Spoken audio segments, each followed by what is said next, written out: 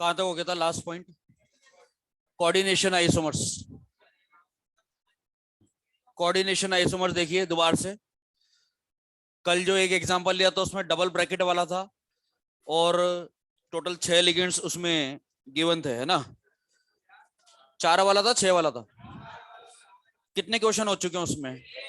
एक ही हुआ है, ठीक है। देखिए आप, यहाँ पे प्लेटिनम है, प्लेटिनम के साथ में क्या लिया गया था इसमें? Chlorine 4 times. और दूसरे वाले में? अरे कोई भी मेटल कोई सा भी हो, तुम फटाफट से बताओ ना उसमें लिगेंड क्या है। जिंक के साथ में H2O 4 टाइम्स। ये देखिए आप, इसके बारे में डिस्कशन कर रहे हैं। ये वाला पॉइंट वैसे हो चुका है डिस्कस। एक एक करके आपको क्या करना है कि वाटर इधर शिफ्ट करना है और क्लोरीन जो है वो इधर शिफ्ट करना है, ठीक है? तो इस वाले में क्या है, प्लेटिनम Cl3 एक H2 इधर आ जाएगा। नेक्स्ट जिंक के साथ में H2 जो है वो 3 टाइम्स, एक क्लोरीन इधर शिफ्ट हो गया। प्लेटिनम Cl2 रह जाएगा, एक और क्लोरीन इधर भेजना है, H2O 2 बार। इसी तरह से यहाँ पे जिंक H2O रिमेनिंग 2 रह जाएंगे और 2 क्लोरीन इधर से राइट में आ चुके हैं। नेक्स्ट प्लेटिनम क्लोरीन एक H2O 3 हो गया है और इधर वाले में जिंक H2O 1 है और क्लोरीन 3 है। और लास्ट वाला जो है प्लेटिनम, सारे H2O के मॉलिक्यूल्स वो इस वाले ब्रैकेट में शिफ्ट हो चुके हैं और जिंक इधर सारे क्लोरीन आ जाएंगे। जिसमें बराबर बराबर लिगेंड्स हैं तो उसको तो आपको कैंसिल कर देना है, क्योंकि इसके ऊपर आपको चार्ज +2 मान करके चलना पड़ेगा। ये +2 है तो इस पे -2 आ जाना है क्लोरीन पर, तो ये 0 हो जाएगा। इसी तरह से यहाँ पर भी 0 हो जाएगा। तो जो टोटल बनेंगे अपने 1 2 3 और 4 बनेंगे, तो इस वाले में टोटल जो है वो 4 बनेगा। इसके बाद एक और क्वेश्चन हम कर रहे हैं, ठीक है? ये तो हो चुका है। अब जो दूसरा क्वेश्चन हम करने वाले हैं, इसमें आप क्या करेंगे कि दोनों तरफ या तो आप प्लेटिनम प्लेटिनम लिख दीजिए या फिर जिंक लिख दीजिए। तो यहाँ पे जो नया क्वेश्चन है वो देखिए अब आप। जैसे मैं यहाँ पे इस वाले ब्रैकेट को, ये प्लेटिनम को चेंज करके मैं दोनों ब्रैकेट्स में जिंक लिखने वाला हूं।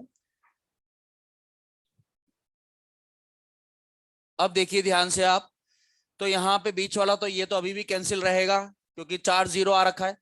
अब आप इसको और इसको मैच करेंगे तो पहले यहाँ पे प्लेटिनम हुआ करता था, यहाँ पे तो जिंक है ही सही। लेकिन अब यहाँ पे दोनों पे जिंक आ चुका है, तो बस ब्रैकेट की पोजीशन बदली है लेकिन कंपाउंड वही का वही है। सेंट्रल एटम सेम हो जाने से जो आखिर के जो केस बनते हैं वो भी रिपीटेशन में आ जाते हैं जो शुरुआत वाले होते हैं। तो फर्स्ट और लास्ट को अगर आप मैच करोगे तो ये एग्जैक्टली सेम दिखेगा आपको, तो आप इसको भी कैंसिल कर दीजिए। इसी तरह से यहाँ पे सेकंड वाले को देखोगे और सेकंड लास्ट को देखोगे तो ये वाला ब्रैकेट और ये वाला ब्रैकेट एग्जैक्टली सिमिलर है और इसी तरह से ये वाला भी सिमिलर है, तो आप इसको भी कैंसिल कर देंगे। तो जब जब सेंट्रल एटम सेम हो जाता है, जब सेंट्रल एटम सेम हो जाता है तो जितना कोऑर्डिनेशन नंबर आता है उसका आधा आंसर आता है, ठीक है? तो इस बार जो रिमेनिंग रह जाएंगे टोटल वो 2 रह जाएंगे।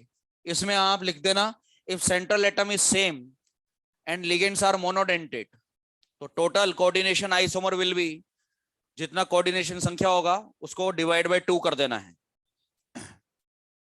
तो यहाँ पे टोटल 2 आ जाएगा। If central atom is same, यदि सेंट्रल एटम सेम है और लिगेंड्स जो हैं वो मोनोडेंटेट है, लिगेंड्स जो है वो मोनोडेंटेट है, तो यहाँ पे टोटल जो आएंगे वो कोऑर्डिनेशन नंबर जितना होगा उसको डिवाइड बाय 2 कर देना है।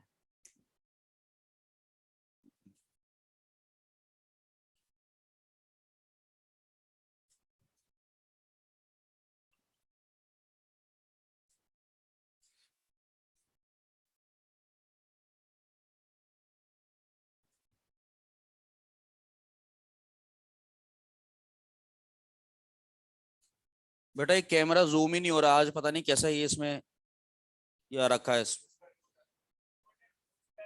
इसका रिमोट अलग है।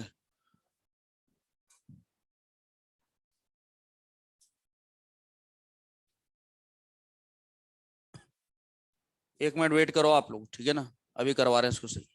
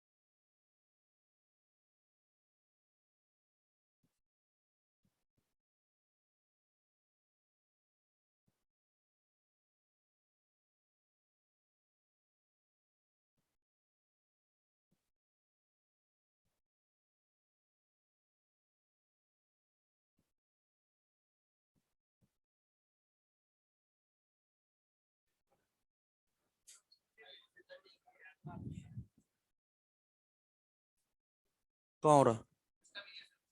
तो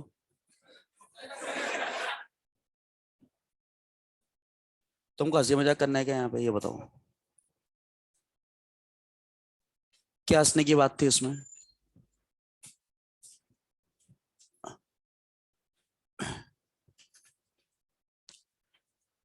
अभी जैसे 4-4 वाला करा है, अब 6-6 वाला ये क्वेश्चन आपको बनाना है। डायरेक्ट आंसर बता देना। पहले लिगेंड 4 था तो आंसर 4 आया था, सेंट्रल एटम अगर अलग अलग है तो। ये देखो इधर, कोबाल्ट के साथ में H2O, ये 6 है, और क्रोमियम के साथ में क्लोरीन 6 है। बोलो आंसर, बोलो आंसर कितना आ जाएगा? सेंट्रल एटम अलग अलग है तो टोटल यहाँ पे 6 बनेंगे, जो बीच वाला बनेगा वो कैंसिल आउट हो जाएगा। और अगर दोनों में कोबाल्ट कोबाल्ट अगर मैं लिख दूं, H2O 6 बार, और इधर जो है कोबाल्ट के साथ में बेटा क्लोरीन भी 6 बार दिया हुआ है, तो अगर सेंट्रल एटम सेम है तो यहाँ पे टोटल जो है इस वाले में वो 3 बनेंगे, आखिर के जो शुरुआत वाले से कैंसिल आउट हो जाएगा। नोट कर लीजिए, इसको भी डायरेक्ट लिख लेंगे अब इसको।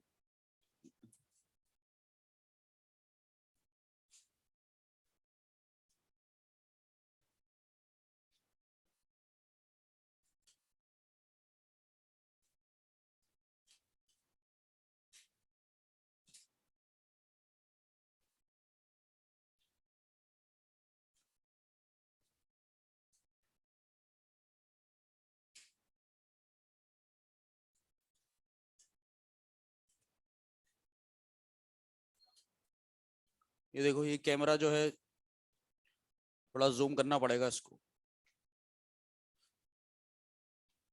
बोर्ड पे नहीं आ रहा ना पूरा का पूरा, ये इसमें हैंडराइटिंग छोटा दिख रहा है। अब ठीक है क्या? और कर दो इसको, थोड़ा सा और जूम कर दो, बस और जूम करो। अब ठीक है, नहीं नहीं नहीं इतना ज्यादा नहीं, और कम, बस ठीक है, अब सही है।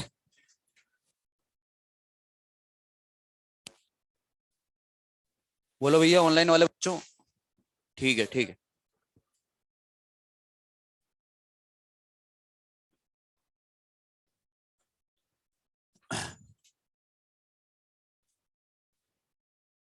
हेडिंग लिख देंगे इसके बाद में, स्टीरियो आइसोमर्स।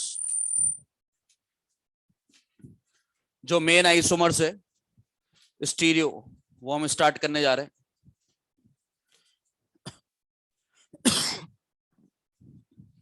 स्टीरियो आइसोमर्स, ये वाला पॉइंट हाईलाइट कर लेना। यदि सेंट्रल एटम सेम है तो जितने लिगेंड्स दिए हुए रहेंगे उसको डिवाइड बाय 2 कर देना है।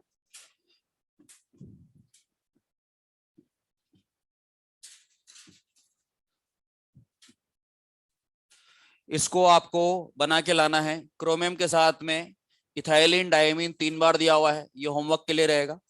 और कोबाल्ट के साथ में, कोबाल्ट के साथ में यहाँ पे क्लोरीन जो है वो 6 बार है। ये आपको बना के लाना है, कोई शॉर्ट ट्रिक नहीं लगेगी, एक्सचेंज कर करके बनाना रहेगा। एक और बस एक हिंट बता दीजिए आप लोग, इथाइलिन डायमीन जब इधर से इधर शिफ्ट करोगे तो बदले में कितने क्लोरीन आएंगे? बाइडेंटेड है ना, ये बना के लाना है आपको, ये होमवर्क हो गया।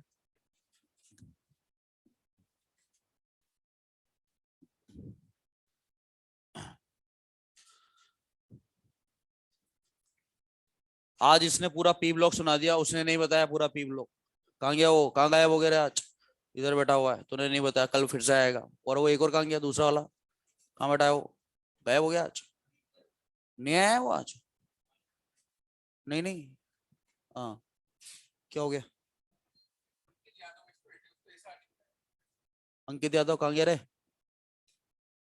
नहीं आया वो आज, अंकित यादव आया ही नहीं, दिख जाता नहीं तो यहीं बैठता है कोने पे पीछे। नहीं आया वो आज।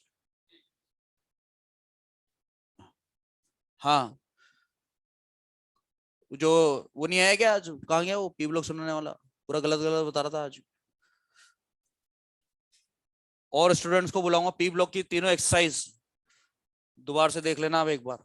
एक्सरसाइज को दोबारा से करिए, थ्योरेटिकल काफी सारे क्वेश्चन है उसमें। थ्योरेटिकल, वो थ्योरेटिकल क्वेश्चन जो मिलता है ना आपको, जैसे O2 की कोई एप्लीकेशन मिल गई या नाइट्रोजन की कोई एप्लीकेशन मिल गई, तो आप उसको एनसीईआरटी से रीड कर लिया करो। वो एनसीईआरटी से पढ़ लिया करो आप। जैसे कोई भी क्वेश्चन मिल जाए यूज वगैरह का या फिजिकल प्रॉपर्टीज का, तो वो टॉपिक निकाल करके एनसीईआरटी से पढ़ लिया करो। अपन को क्या पता कि इसमें क्या क्या इंपॉर्टेंट है क्या नहीं है। अभी एक थ्योरेटिकल क्वेश्चन जैसे आपको दिख गया, तो हमको थोड़ी ना पता है कि उस टॉपिक में से क्या क्या थ्योरेटिकल पूछा जा सकता है। तो कंप्लीट उसकी एप्लीकेशंस आपको एनसीईआरटी से रीड कर लेना है। स्टीरियो आइसोमर्स हम स्टार्ट कर रहे हैं। देखिए भैया,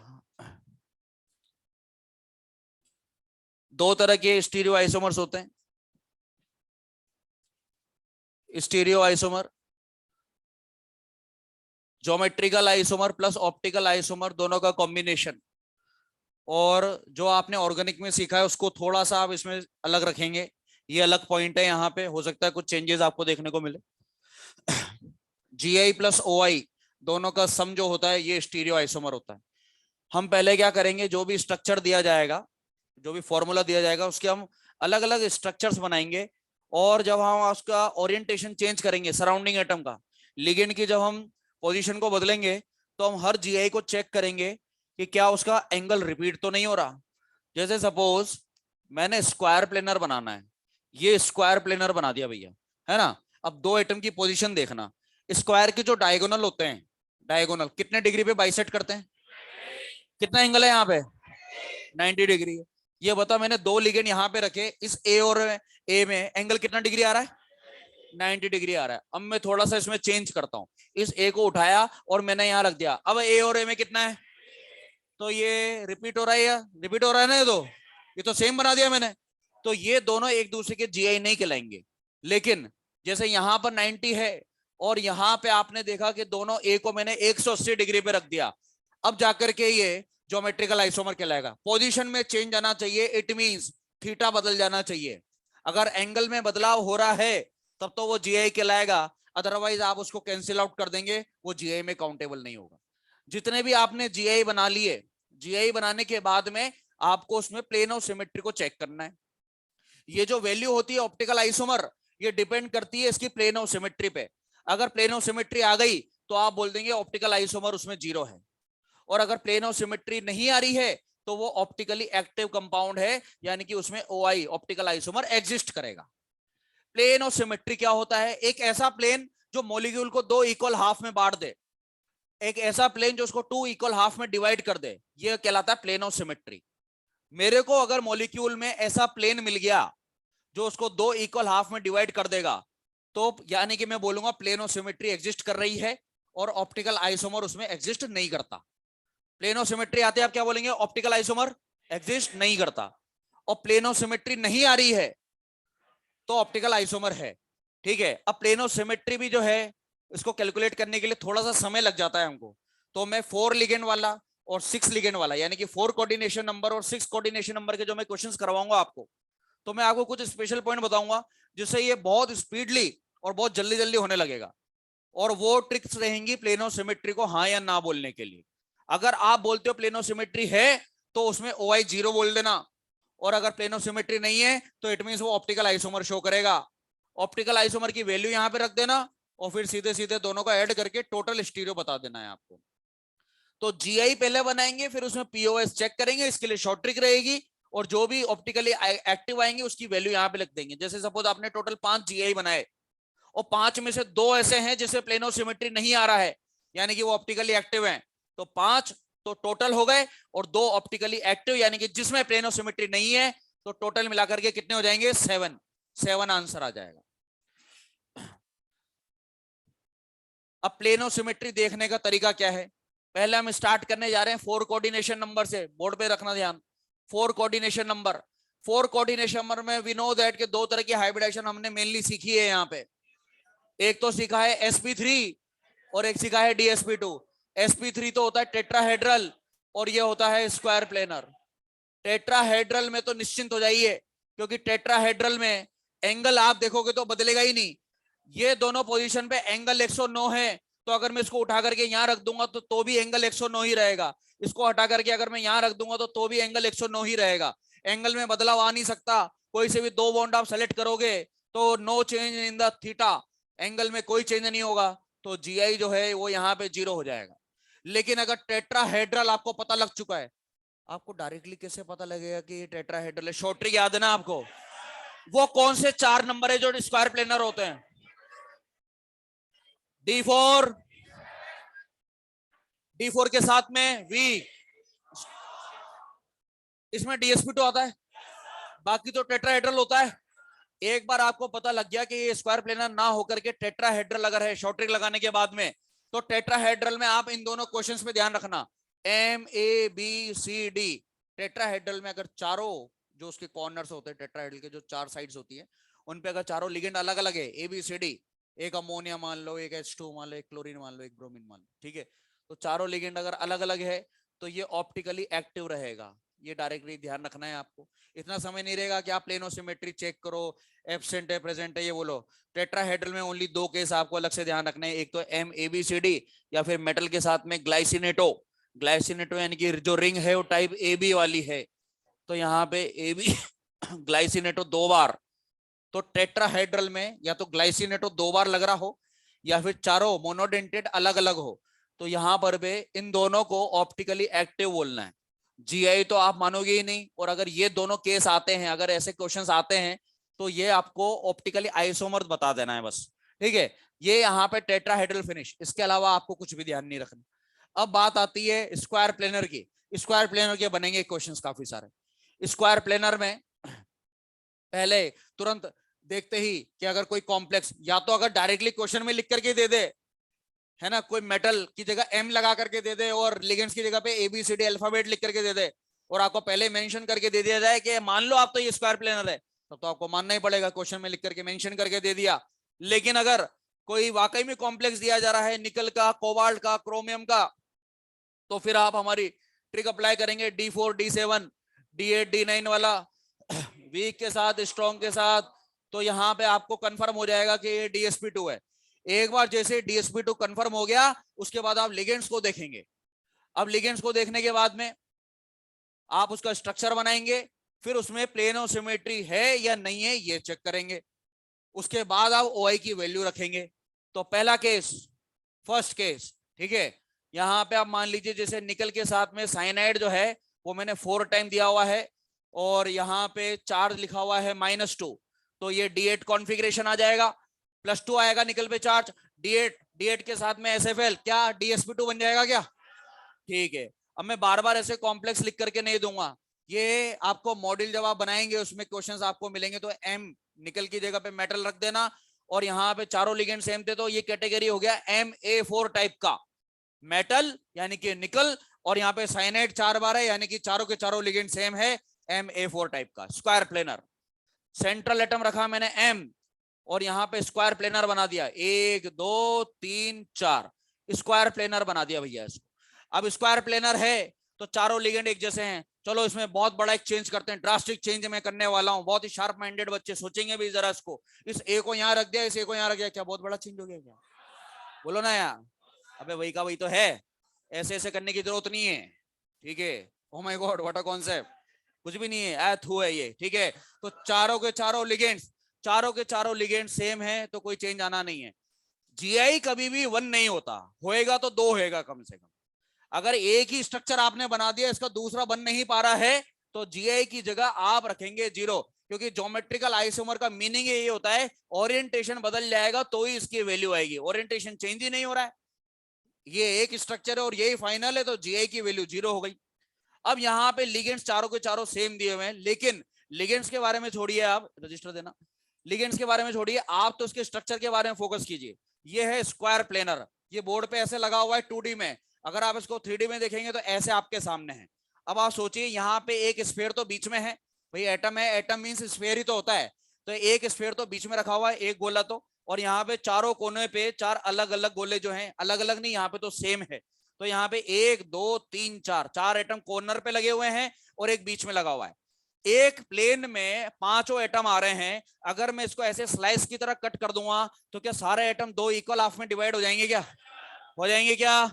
अब ये बताइए बेटा कि अगर मैंने यहाँ पे ABCD भी रखा होता और मैं इसको ऐसे कट करता, तो क्या चारों एटम 2 इक्वल हाफ में डिवाइड हो जाते? एटम चाहे सेम हो चाहे अलग अलग हो, रहेगा तो स्फीयर ही ना यार, और स्फीयर रहेगा तो स्फीयर को अगर आप बीच में से स्लाइस कट करोगे तो क्या वो हेमिस्फीयर में कन्वर्ट हो जाएगा?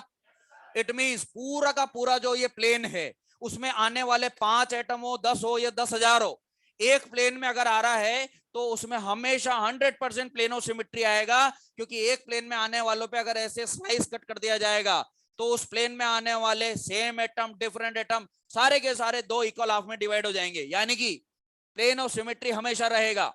प्लेनो सिमेट्री रहेगा तो प्लेनो सिमेट्री आ जाने की वजह से ऑप्टिकल आइसोमर जो है वो 0 आ जाएगा। अब आप इसके लिए रेडी रहिए कि लिगेंड में चाहे सेम दे दूं चाहे अलग अलग दे दूं, जब तक मैं स्क्वायर प्लेनर बनाता रहूंगा, स्लाइस कट होता रहेगा, OI कितना होएगा 0, यानी कि केवल और केवल आपको GI बनाने हैं और OI की जगह तो 0 रख देना है। तो आइसोमर का जो 4 कोऑर्डिनेशन नंबर वाला क्वेश्चन है वो तो फ्री हो गया ऑप्टिकल आइसोमर की तरफ से, केवल GI बनाने हैं, OI की जगह 0 रखेंगे। मैंने OI की जगह 0 क्यों रखा, क्योंकि हर बार इसमें प्लेनो सिमेट्री आ रहा है, स्लाइस कट हो रहा है, प्लेनो सिमेट्री आ रहा है, प्लेनो सिमेट्री आ रहा है, ऑप्टिकली इनएक्टिव हो जाएगा। तो यहाँ पे आपको केवल GI पे फोकस करना है, तो इस जगह पे तो टोटल जो है वो 0 आ गया। अगला क्वेश्चन, M 3 लिगेंड तो अलग है और एक अलग है, MA3B, यहाँ पे स्क्वायर प्लेनर बना करके देखते हैं। ये यहाँ पे 3 जगह पे A लगा दिया मैंने और यहाँ पर मैंने B लगा दिया है। अब आप ये देखिए इस B और इस A में एंगल बताओ, 180 आ रहा है।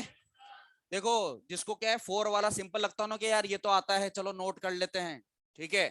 तो अभी पता लग जाएगा आपको, और क्वेश्चन देने वाला हूं मैं यहाँ पे, उससे हैसियत पता लग जाएगी आपकी, ठीक है।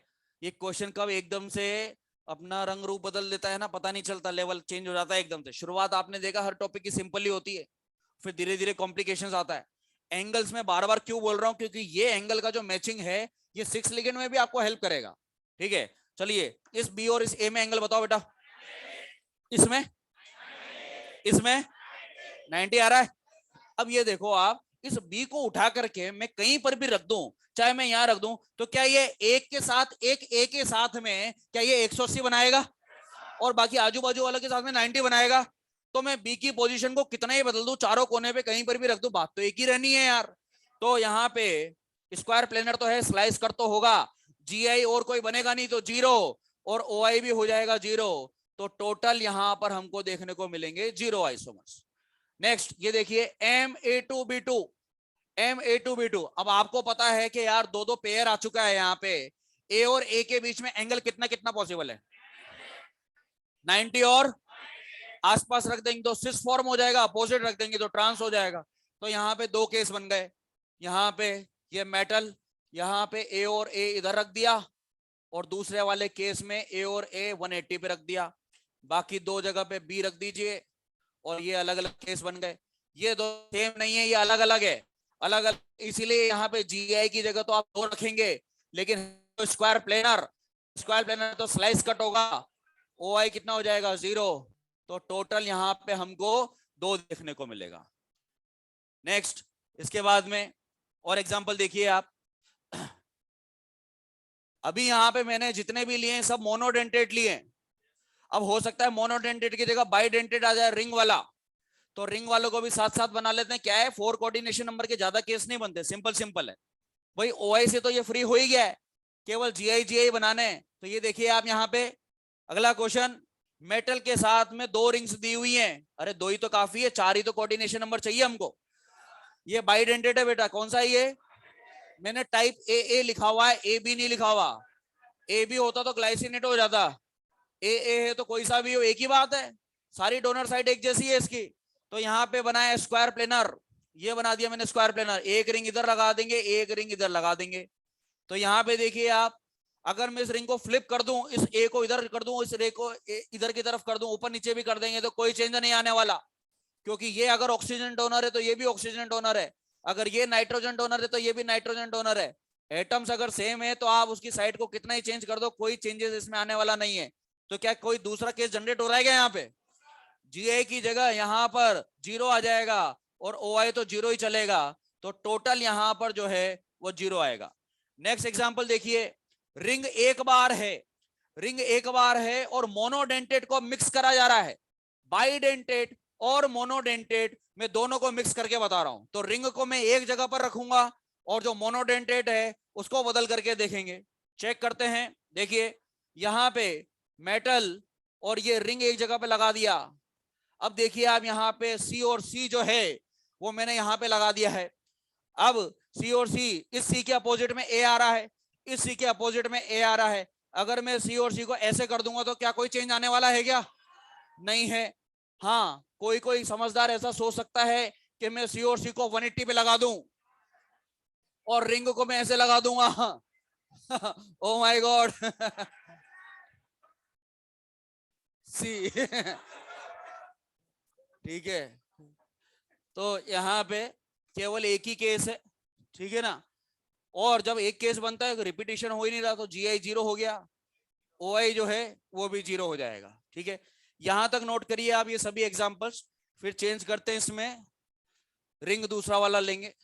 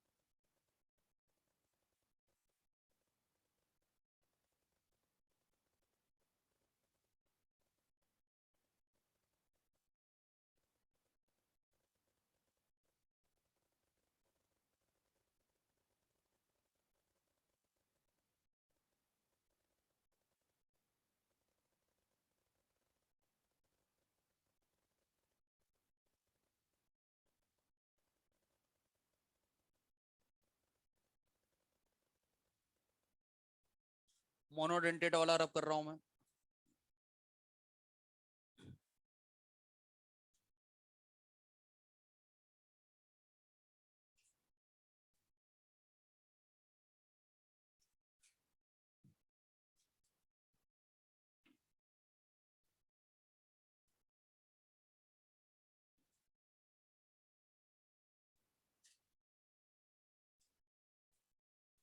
इस क्वेश्चन को देख करके कंफ्यूज नहीं होना, M A B C D tetrahedral वाला नहीं है भैया। स्क्वायर प्लेनर में भी चारों लिगेंड्स अलग अलग आ सकते हैं। अगर टेट्राहेड्रल में आता है तो अब तो ऑप्टिकली एक्टिव बोल देंगे, तो शुरू की थ्योरी में बता दिया गया है। लेकिन स्क्वायर प्लेनर में M A B C D आ गया तो इसको जल्दी जल्दी कैसे करेंगे, ये देखिए, लिखना बंद कर देंगे। देखिए इस साइड का लिख ले बस आप, तो पूरा ये वाला लिख लो, वो एज इट इज लिखा हुआ है, लिखने का फिर से समय दे दूंगा। ये वाला कंप्लीट करते ही आप रुक जाना। M A B C D, देखिए M A B C D, important point.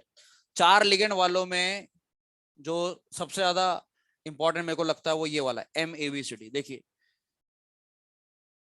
A B C D चारों अल्फाबेट अलग अलग है। इसको जल्दी बनाने का तरीका, एक अल्फाबेट को फिक्स कर दिया करो और बाकी को रोटेशन में रखा करो, ठीक है। तो अलग अलग केस बनेंगे। ए के अपोजिट, अपोजिट में कौन कौन आ सकता है? बी आ सकता है, सी आ सकता है, डी आ सकता है, ठीक है। अब आप बी को फिक्स करेंगे तो बी के अपोजिट कौन आ सकता है? सी और डी। लेकिन आप ये जरा सोचिए कि अगर मैं दो अल्फाबेट को यहाँ पे पिक करता हूं तो ऑटोमेटिकली दो अल्फाबेट तो यहाँ पर भी तो अपोजिट हो जाएंगे। तो वो तो ऑटो जनरेटेड केस है कि जब आप ए के अपोजिट बी रख रहे होंगे, ए के अपोजिट सी रख रहे होंगे, ए के अपोजिट डी रख रहे होंगे, तो जो रिमेनिंग अल्फाबेट है वो तो ऑटोमेटिकली यहाँ पे अपोजिट आ जाएगा। तो आपने सोचा कि सर ने सी और डी को तो अपोजिट ही नहीं करा। अरे भैया सी और डी अपोजिट हो चुका है। जब आप ए और बी को अपोजिट यहाँ पे रखोगे तो मजबूरी है आपकी कि सी और डी को यहाँ पे अपोजिट रखना पड़ेगा। इसी तरह से आप सोचोगे सर आपने बी और सी को तो अपोजिट करा ही नहीं। मैं कह रहा हूँ ए और डी को जब मैं यहाँ पे पिक करूंगा तो बी और सी ऑटोमेटिकली यहाँ पे अपोजिट आ जाएगा। इट मींस आपने टोटल 3 केस बनाए हैं और ये 3 ही फाइनल केस है। ए के अपोजिट बी पहला स्ट्रक्चर, ए के अपोजिट सी दूसरा स्ट्रक्चर, ए के अपोजिट डी तीसरा स्ट्रक्चर। और जब आप दो अल्फाबेट यहाँ पे रखोगे तो ऑटोमेटिकली बाकी जो दो अल्फाबेट है वो इधर चलते रहेंगे। तो जीआई यहाँ पे टोटल 3 बन गए हैं। जीआई यहाँ पर टोटल 3 बन गए हैं और ओआई की जगह तो आप 0 ही रखेंगे। तो टोटल मिलाकर के इस बार जो है वो 3 आ रहा है। अब मैंने अभी तक जो रिंग्स लिया था वो सिमेट्रिकल था भैया।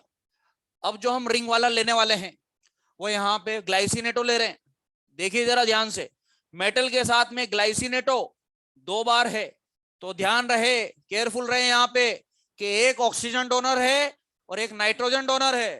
पहले तो क्या होता था, दोनों ऑक्सीजन या दोनों नाइट्रोजन टाइप ए ए चलता था। इस बार रिंग को अगर आप फ्लिप करोगे तो अल्फाबेट में अदला बदली हो जाएगी, तो केस ज्यादा बनेंगे। तो देखिए यहाँ पे M A B twice, M A B twice, तो यहाँ पे ए और बी रखा। इट मीन मैंने एक साइड ऑक्सीजन है एक साइड नाइट्रोजन है, एक साइड ऑक्सीजन है एक साइड नाइट्रोजन है। तो आप देख सकते हैं ऑक्सीजन नाइट्रोजन अपोजिट आ रहा है, ए और बी अपोजिट है। अगर मैं इस रिंग को फ्लिप करता हूं तो बी ऊपर चला जाएगा, ए आ जाएगा, तो बदलाव होगा, बिल्कुल होगा। तो यहां पर ए और बी इसको कांस्टेंट रखिए, दूसरे वाले को फ्लिप कर दो तो बी यहां पे, ए यहां पे। ज्यादा समझदार ये ना करें कि सर अब इसको बदल दूं क्या, तो वापिस से सेम हो जाएगा, ठीक है। तो यहाँ पे जीआई जो है वो 2 बन गया है बेटा और ओआई जो है वो 0 है। अब ये 2 क्वेश्चन आपके लिए है, आपको यहीं कहीं आंसर करना है, उसके बाद नोट करना स्टार्ट कर देना। मेटल के साथ में रिंग एक ही है, ए बी रिंग एक है और यहाँ पे मोनोडेंटेड C2 लगा दिया है। इस रिंग को एक जगह पे कांस्टेंट कर दो, एक जगह पे कांस्टेंट कर दो और C इधर लगा दो। सोचो जरा 0 बन रहा है क्या? अरे सोच लेना एक बार। अबे ओए सोच क्या रहा है यार, ओए सोच क्यों रहा है? सोचना ही नहीं है इसमें। ये देखो यहाँ पे रिंग को यहाँ कर दिया ए बी और ये C यहाँ लगा दिया। अगर इन दोनों को मैं फ्लिप करूंगा तो क्या कोई चेंज होगा क्या? ए के अपोजिट सी चल रहा है, बी के अपोजिट सी चल रहा है। अगर मैं इस दोनों को भी फ्लिप करूंगा तो भी अपोजिट अल्फाबेट वही रहना है। तो यहाँ पे जीआई जो है वो 0 हो गया और ओआई जो है वो 0 हो गया। नेक्स्ट यहाँ पे एम ए बी रिंग एक लगाया है और सी डी लगा दिया है, 2 बनेगा, अल्फाबेट अलग अलग हो गया। तो यहाँ पे जीआई, अरे रुक जा क्वेश्चन होने दे, नहीं जीआई और ओआई जो है 0। तो टोटल यहाँ पे 2 हो गया, नोट कर लो उसको। सोच रहा है।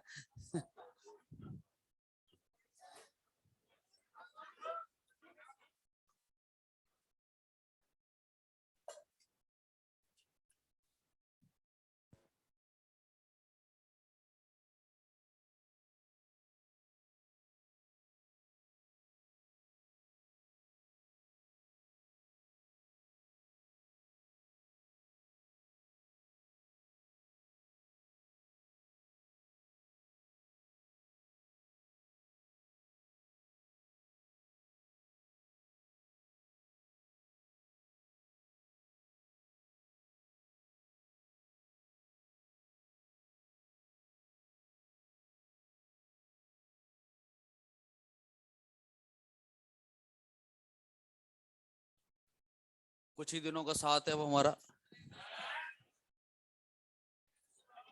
काफी मिस करूंगा मैं आपको। योर एग्रेसिवनेस एंड योर ओए ओए करके चिल्लाना। अभी कूल डाउन। तो जो है नाश्ता बिल्कुल।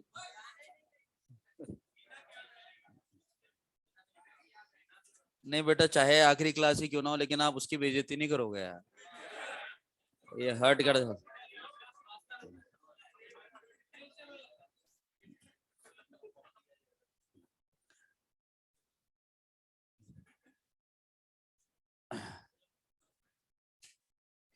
नाश्ता आज तक क्या है, छोटी मोटी चीजें।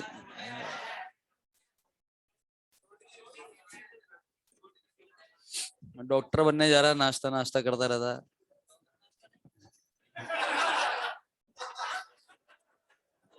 कौन बोल रहा है रे, कौन बोल रहा है रे, कौन बोल रहा है? मास्क लगा के बोल रहा होगा तू, है ना? हाँ तू बोल रहा है, यही बोल रहा होगा, यही बोल रहा है। ये पता है क्या करता है, मैं बता रहा हूँ, मेरी बात सुनना। ये क्या करता है, कोई भी बात होती है ना, बेंच बजाने का सबसे पहले काम यही करता है। इतना जोर जोर से बेंच बजाता है, यूं यूं कर करके। कोई भी बात हो ओए ओए करके तो यूं चिल्ला, ये चिल्लाता नहीं ऐसे, यूं। और अभी बोल रहा है मास्क इसलिए लगा के आता है ताकि ये शरीफ दिखे यहाँ पे।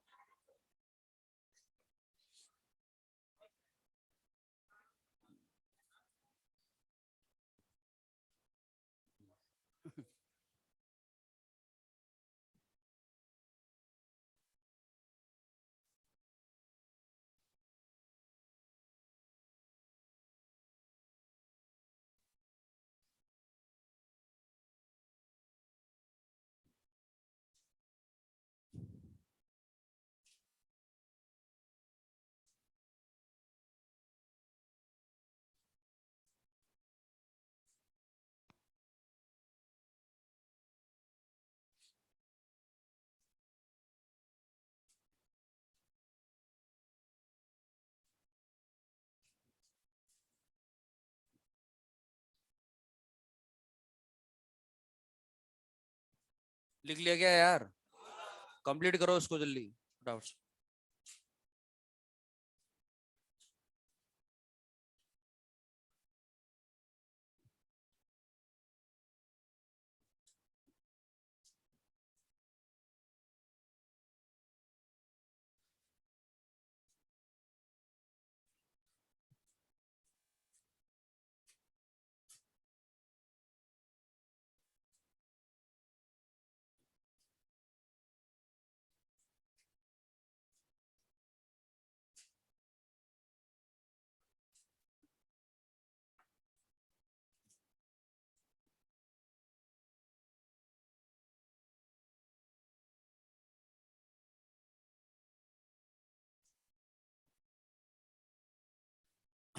6 कोऑर्डिनेशन नंबर।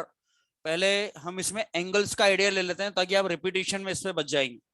क्या होता है कि इसमें रिपीटेड केस को पता लगाना वाकई में बच्चों के लिए चैलेंजिंग हो जाता है। इसमें अब ये देखिए आप, 6 कोऑर्डिनेशन नंबर में रिपीटिशन से कैसे बचेंगे? वही 4 वाले में तो दिक्कत ही नहीं, 90 और 180 दो तरह के एंगल होते हैं। अरे दो ही तरह के एंगल इसमें भी होते हैं, 90 और 180 के अलावा कोई और एंगल होता भी नहीं है। देखिए आप यहाँ पे 6 कोऑर्डिनेशन नंबर, प्लीज बोर्ड पे देखो आया, ये लिखना बंद करो अभी, देखो इधर। 6 कोऑर्डिनेशन नंबर है स्क्वायर बाई पिरामिडल। ये जो, अगर पिरामिड को अगर अपन हटा दें इसको, तो ये बताओ इनमें एंगल कितना डिग्री है? 90 है, अपोजिट है तो 180 है। ठीक है, ये ऊपर वाले पिरामिड ने इन चारों के साथ में कितना बनाया, इस वाले ने इन चारों के साथ में। अगर स्ट्रेट लाइन का अगर मैं एंगल पूछूं तब तो आप 180 बोल देना, बाकी मैं कैसा भी बोलूं तो 90 हो जाएगा। इट मींस ए और ए को यहां रखूंगा तो एंगल कितना है, ए और ए को यहां रखूंगा तो एंगल कितना है, ए और ए को यहां रखूंगा तो सीधा रखेंगे तो 180 है, कैसे भी रखेंगे तो 90 है। आ गई बात समझ में? तो इससे आपको पता लग जाएगा कि ये रिपीट हो रहा है, और रिपीट होते आपको कैंसिल कर देना, वो जीआई में आप काउंटर नहीं करोगे। स्ट्रेट लाइन है तो 180 है, बाकी कैसे भी है दो लिगेंड में आड़ा टेढ़ा कैसे भी लिखा हुआ है तो फिर वो 90 डिग्री रहेगा। तो ये बात आपको हेल्प करेगी इसमें रिपीटेशन से बचने के लिए जीआई में। अब इसमें प्लेन ऑफ सिमेट्री एग्जिस्ट करता है, तो आप इसमें ट्रिक कैसे लगाएंगे ये देख लीजिए भाई। प्लेन ऑफ सिमेट्री देखना, फिर उसमें आप ओआई जीरो है या नॉन जीरो है ये बताना, इसमें समय ज्यादा लगेगा, इसलिए जो मैं पॉइंट बता रहा हूं उसको नोट कर लेना आप यहाँ पे। ये जो मैं दोनों पॉइंट यहाँ पे बताने वाला हूं ये प्लेन ऑफ सिमेट्री होती है इस बात के पॉइंट है। अगर ये पॉइंट अप्लाई हो जाते हैं तो आप बोल देना इस पर्टिकुलर स्ट्रक्चर में प्लेन ऑफ सिमेट्री है। कैसे देखा हमको बताना ही नहीं कैसे देखा, ठीक है, बस प्लेन ऑफ सिमेट्री आपको ये बोल देना है, ठीक है। बस ये पॉइंट जैसे अप्लाई हो जाएगा प्लेन ऑफ सिमेट्री है, प्लेन ऑफ सिमेट्री है तो ऑप्टिकल एक्टिविटी जो है उसकी जीरो हो जाएगी, ऑप्टिकल आइसोमर आपको उसमें जीरो बोल देना है। ये दोनों पॉइंट जैसे ही फेल हो जाए तो फिर आप बोलेंगे कि इसमें प्लेन ऑफ सिमेट्री नहीं है, और प्लेन ऑफ सिमेट्री नहीं है इट मींस अब आप उसको ऑप्टिकल आइसोमर में काउंट करोगे। तो प्लेन ऑफ सिमेट्री होने के लिए दो पॉइंट, पहला पॉइंट है कि ये जो स्ट्रक्चर होता है इसमें आपको यहां पर और यहां पर अपोजिट एटम यदि सेम दिख जाता है, या फिर ऐसे ऐसे सेम दिख जाता है, या ऐसे ऐसे सेम दिख जाता है, अपोजिट एटम सेम दिखते हैं, बिल्कुल नया पॉइंट है ये आपके लिए। आपको आपने कई बार करे हैं क्वेश्चन, अलग अलग ट्रिक सीखी है, लेकिन ये आपके लिए एकदम फटाफट फटाफट क्वेश्चन करवाएगा। देखना अभी हम क्वेश्चंस करेंगे तो आपको तुरंत तुरंत आंसर मिलेगा। अपोजिट एटम सेम दिखते ही, सीधी लाइन पे दो एटम सेम दिखते सीधे बोल देना। इस पे ना दिखे तो इसको चेक करना, इसको चेक करना, हर एक लाइन को चेक करना। स्ट्रेट लाइन पे दो अपोजिट सेम दिखते ही ऑप्टिकली आप इसको इनएक्टिव बोल देंगे। ऑप्टिकली इनएक्टिव यानी कि ऑप्टिकल आइसोमर इसमें जीरो बोल देना अगर ऐसा दिख जाता है तो।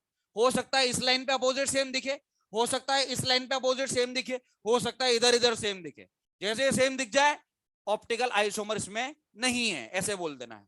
अगर ये पॉइंट फेल हो जाता है तो दूसरा पॉइंट क्या लगाना है ये सुन लीजिए। वो ऐसा होगा कि जो स्क्वायर बाय पिरामिडल होता है, स्क्वायर बाय पिरामिडल के एक पूरी लाइन को, बीच वाली लाइन को सेलेक्ट करने के बाद हो सकता है ये वाली लाइन हो सकता है ये वाली लाइन हो सकता है ये वाली लाइन हो। एक लाइन को सेलेक्ट करने के बाद में उसकी एलएचएस के एटम सेम सेम होने चाहिए और आरएचएस के एटम जो हैं वो सेम सेम होने चाहिए। दूसरी ट्रिक ये हो गई। इस केस को आप ध्यान से देखेंगे तो आपको यहाँ पे अपोजिट एटम अलग अलग नजर आएंगे, यहाँ पर अपोजिट एटम अलग अलग नजर आएंगे, हो सकता है यहाँ पर भी अलग अलग हो। तो पहली ट्रिक तो फेल हो गई। पहली ट्रिक क्या कहती है कि अपोजिट एटम सेम होते ही ऑप्टिकली इनएक्टिव। अगर पहला पॉइंट फेल होता है तो डायरेक्टली एक्टिव नहीं बोल दोगे, दूसरा पॉइंट चेक करोगे। दूसरा पॉइंट का मीनिंग ये है कि एक लाइन की एलएचएस आपस में सेम सेम, मैं ऐसे ऐसे मैच करने के लिए नहीं बोल रहा हूं, एलएचएस पूरी आपस में सेम होनी चाहिए और आरएचएस वाले एटम सेम होने चाहिए। तो अगर ऐसा मैचिंग हो जाता है कि एलएचएस के एटम सेम हो जाए और आरएचएस के एटम सेम हो जाए तो इसको भी आप बोलोगे ऑप्टिकली इनएक्टिव, और इसमें भी ओआई जो है वो जीरो हो जाता है। फर्स्ट और सेकंड यदि दोनों फेल हो जाते हैं तब जाकर के आप उस स्ट्रक्चर को एक्टिव बोलोगे। क्या बोलोगे? और मैं जैसे हर एक स्ट्रक्चर में आपको ये पॉइंट मैच करवाऊंगा, जैसे ही इनमें से कोई सा भी पॉइंट लग जाए क्या बोलोगे? इनएक्टिव, यानी कि ओआई उसको काउंट करोगे या वहां पे ओआई जीरो बोल देना है उसके लिए, ठीक है। तो ये दो पॉइंट अभी आपके लिए काम करेंगे जब तक मैं रिंग वाले क्वेश्चन नहीं करवा रहा। तो देखिए पहला क्वेश्चन, फर्स्ट क्वेश्चन, सिंपल से सिंपल क्वेश्चन भी बनाएंगे ना तो जीआई बनने के बाद में उसके ओआई में ये ट्रिक ही लगा करके देखेंगे, डायरेक्ट तुरंत नहीं बोल दोगे आप। पहला क्वेश्चन है MA6 वाला, MA6। तो यहाँ पे 1 2 3 4 5 6, 1 2 3 4 5 6, इस एक ही पोजीशन को मैं बदलूं तो क्या कोई जीआई बनेगा क्या?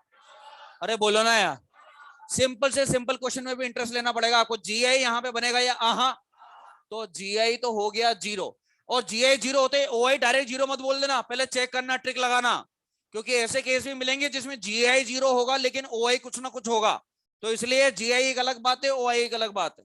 अब आप ट्रिक लगाएंगे, क्या पहला पॉइंट वैलिड हो रहा है? क्या अपोजिट एटम सेम दिख रहा है? क्या तीनों ही लाइन पे दिख रहा है, इस पे भी दिख रहा है, इस पे भी दिख रहा है, कोई सी भी एक लाइन सेलेक्ट कर लीजिए। Opposite atom same, optically inactive, यानी कि OI 0, तो टोटल हो जाएगा यहाँ पे 0। नेक्स्ट एग्जांपल देखिए, MA5B। MA5B, इस B को आप कहीं पर भी रख दीजिए यहां पर, और बाकी सब जगह पर हम यहाँ पे A एटम रख देते हैं। इसको देखिए ध्यान से, ये यहां पर अगर मैं इस B को कहीं पर भी घुमा दूं, बात तो एक ही रहेगी ना यार। इस B में और इस A में एंगल बता, बोलो यार। नजरें यहाँ पे होनी चाहिए, यहाँ पे एंगल बता, यहाँ पे बता, यहाँ पे बता, यहाँ पे बता। हर बार ऐसा होगा, इस B को मैं कहीं पर भी रख दूं, किसी ना किसी एक A के साथ में तो ये 180 बनाएगा, और बाकी 4 के साथ में तो बात तो एक ही हो रही है। तो GI कोई नहीं बनेगा 0, और OI अपोजिट एटम कहीं पर भी सेम दिख जाए। देखो यहाँ पे सेम नहीं दिख रहा, अरे यार तो मैंने क्या बोला था, तीनों लाइन चेक करनी है। अपोजिट एटम सेम दिखते ही ऑप्टिकली इनएक्टिव, तो यहाँ पे देखो ये अपोजिट एटम सेम आ रहा है, तो ऑप्टिकली इनएक्टिव हो गया, OI 0 हो गया, तो यहाँ पे टोटल जो है वो 0 आ जाएगा। अगला एग्जांपल देखिए, नेक्स्ट MA4B2, जिसकी संख्या कम होती है उसके बारे में एंगल्स के लिए सोचेंगे तो बनाना बहुत ही आसान हो जाएगा। अब यहाँ पे देखो, कम संख्या में जो है वो B एटम दिया हुआ है, जो B एटम है वो कम संख्या में दिया हुआ है, तो आप A को छोड़ दो, आप B के बारे में सोचो, उससे केस बहुत आसानी से बनेगा। B और B में एंगल कितना कितना पॉसिबल है? कोई सोच रहा है कि सर 45 बनाऊंगा मैं तो, कोई सोच रहा है कि 270 भी बना सकता हूं मैं तो, ठीक है, दो ही तरह के एंगल पॉसिबल है। 90 और 180 हो जाए तो ये खोपड़ा ज्यादा नहीं चलाना है आपको। ओ my God, let's do something creative.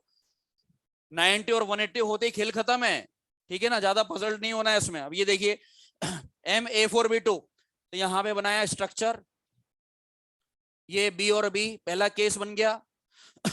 यहाँ पे B और B को अपोजिट रख देते हैं, तो ये 90 और 180, बाकी और कुछ नहीं सोचोगे आप। ऐसा नहीं सोचोगे इस B और इस B को यहां रख दो तो कैसा रहेगा, तो भी 90 रहेगा, तो भी कैसा रहेगा, 90 रहे।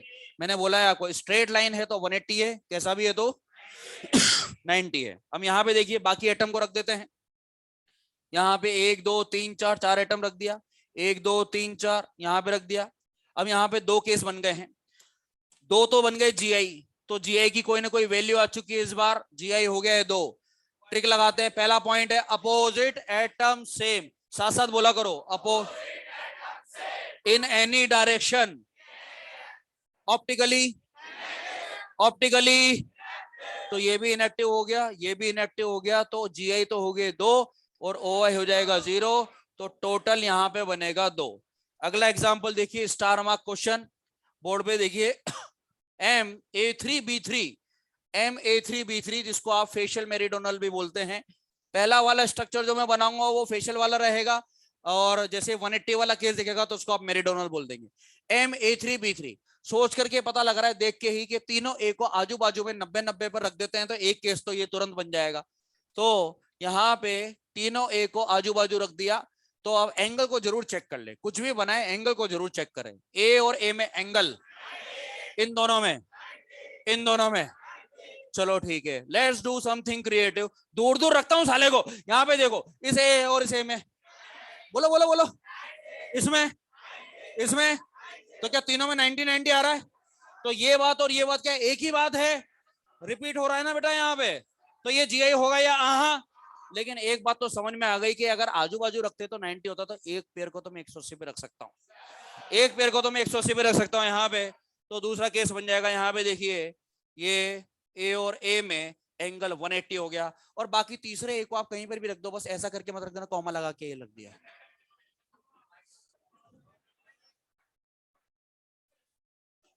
ऐसा तो नहीं करोगे ना? तो यहाँ पे एक A को आप कहीं पर भी रख दो, ठीक है, इसके अलावा कोई और केस बन नहीं सकता है। एंगल अगर आप सोचेंगे कुछ नया तो 90 और 180 के अलावा कुछ होगा नहीं। तो यहाँ पे ये दो केस बन करके आ गए हैं। हाँ, शॉर्ट ट्रिक लगा रहे हैं, देखा, दोनों पॉइंट लगेंगे यहाँ पे, बोर्ड पे देखना।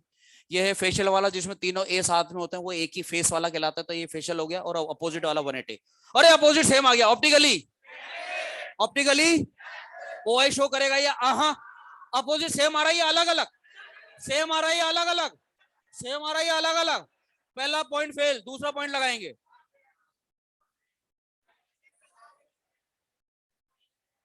क्या L H S R H S same आ रहा है क्या? L H S R H S same आ रहा है क्या? तो ये भी कैसा हो जाएगा? इनएक्टिव। दोनों पॉइंट में से कोई सा भी लग जाएगा तो ऑप्टिकली कैसा हो जाएगा? इनएक्ट। जी आई बन चुके हैं 2, ठीक है 2, और ओ आई जो है 0। तो टोटल मिला करके यहाँ पे 2 हो गया है। नोट कर लीजिए यहाँ तक, फिर आगे बढ़ते हैं।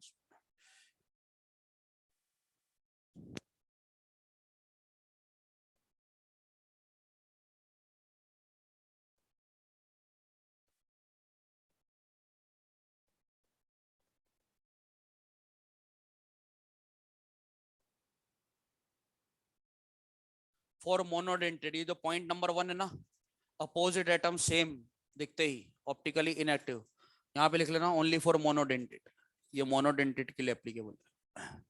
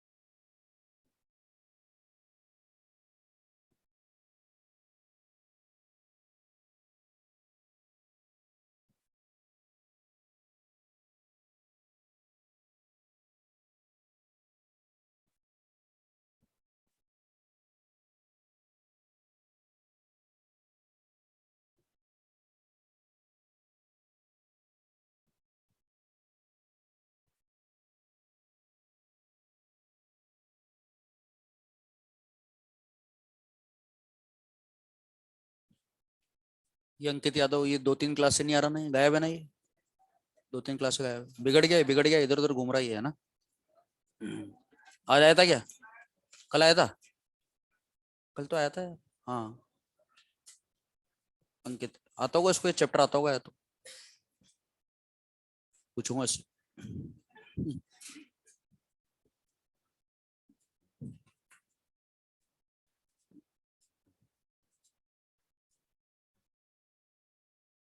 तेरी पढ़ाई कैसी चल रही है?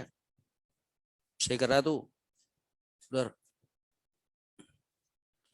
तेरे एक सब्जेक्ट में कम देना, बायो में कम देना तेरे पिछली बार, फिजिक्स में कम दे। 600 कितने आए थे तेरे? 606 आए थे, और उसके पहले भी लमसम इतने ही थे। हाँ ये चल रहा है, गड़बड़ चल रहा है मामला।